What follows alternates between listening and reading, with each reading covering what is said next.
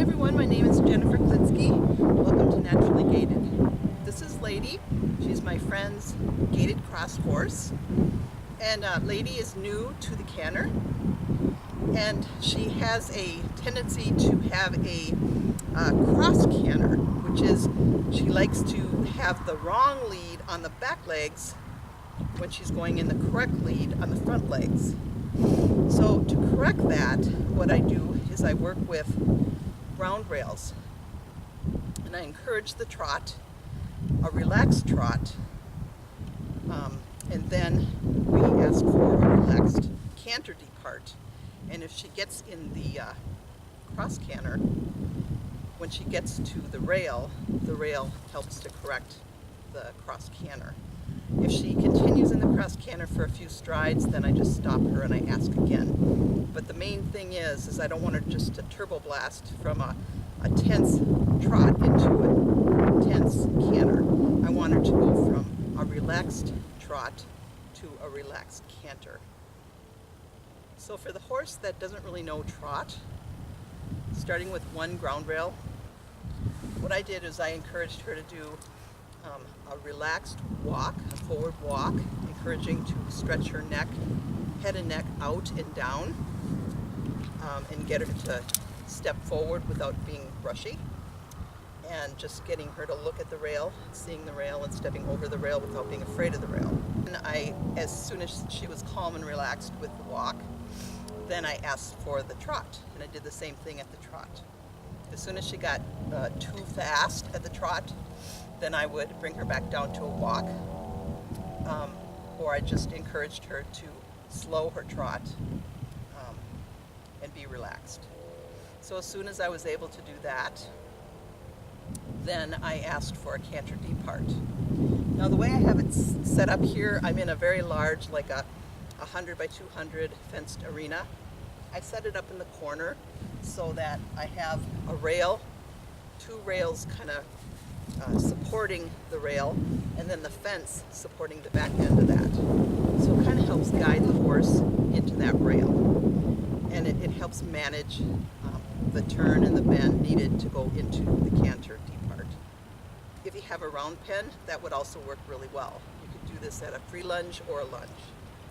One thing that I noticed with her, this is the first time I've worked her in this exercise ever, but this is the first time we've worked since last fall, so she's had several months off, and she's rather fresh. So she did really well considering all that.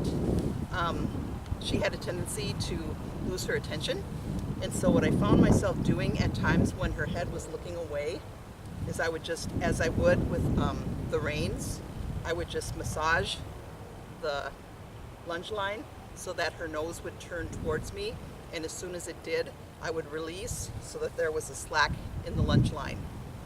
What I don't want is to have a constant tension on the lunge line like this between her and me.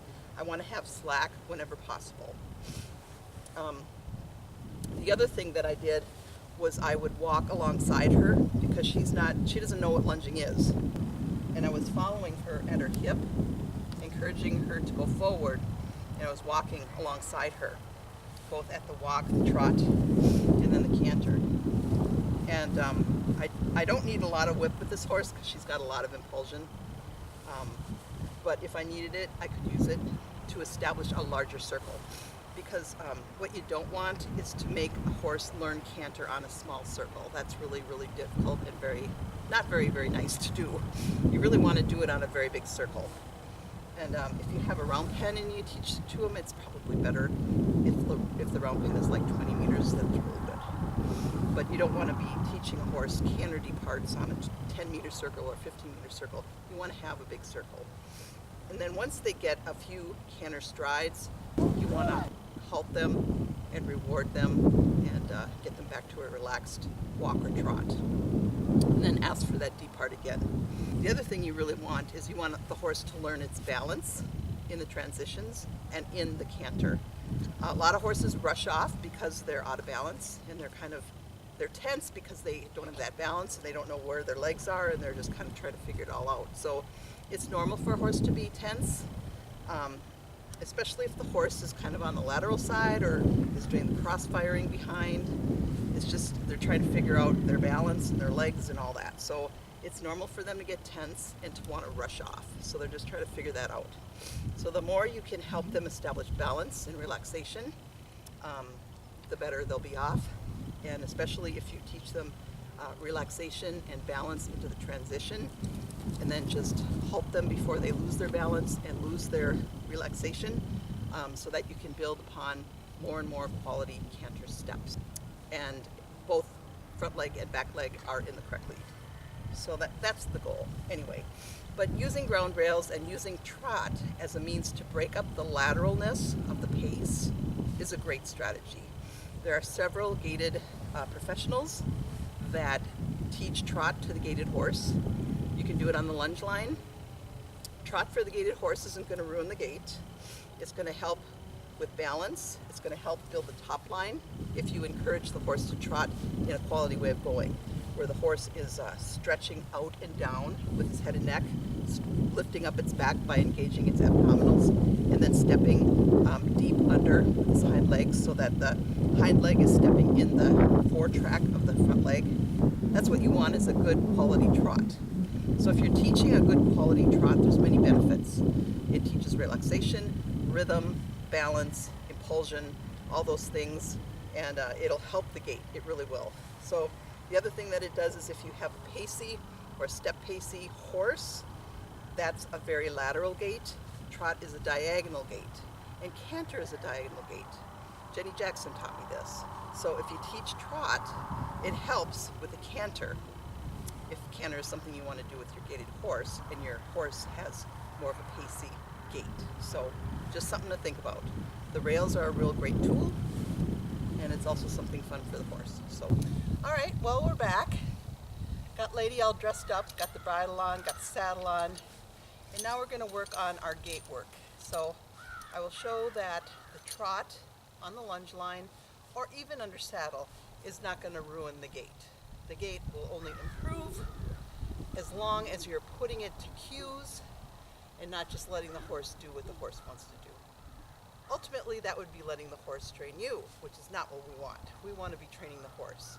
So if we're going to be asking the horse to trot, we want the horse to be trotting in a quality fashion where they're tracking up with the hind leg into the forefoot step, where the back is being raised with the abdominals engaged, where the head and neck are being stretched out and down and the nose forward. This really helps the horse build its top line muscles, which is really good for the horse. So the horse isn't hollow with a hollow back in the ewe neck. The horse is developing its top line muscles so that it is more elegant moving. The single rail helps her to lower her head and neck, and it helps her to trot, helps her to canter. So now I'm riding her after we did our lunging and a walk, trot, and canter. Now I'm showing that the trot work doesn't ruin the gait. I'm really happy with how the exercise is helping her and how we're proceeding, even though we're rusty and it's been 5 months since we have ridden.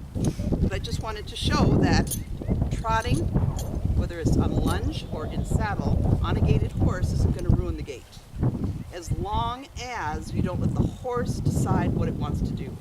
It really is important that you put cues to whatever you're asking the horse to do and encourage the horse to do that movement in a quality way of going. Learn trot in a quality fashion, which is building the top line muscles, to teach that horse trot on cue, if you want to even teach trot. And that's totally fine with me. But if you're trying to bring up pace, the trot is a good exercise.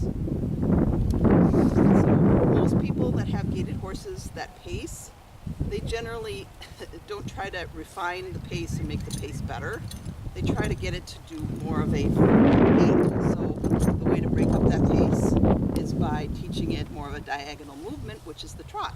So in any case, if you start using trot to help your gaited horse be more diagonal in its gaits versus lateral, it will help break up that pace and will help develop the right muscles if you teach your horse trot in the correct frame.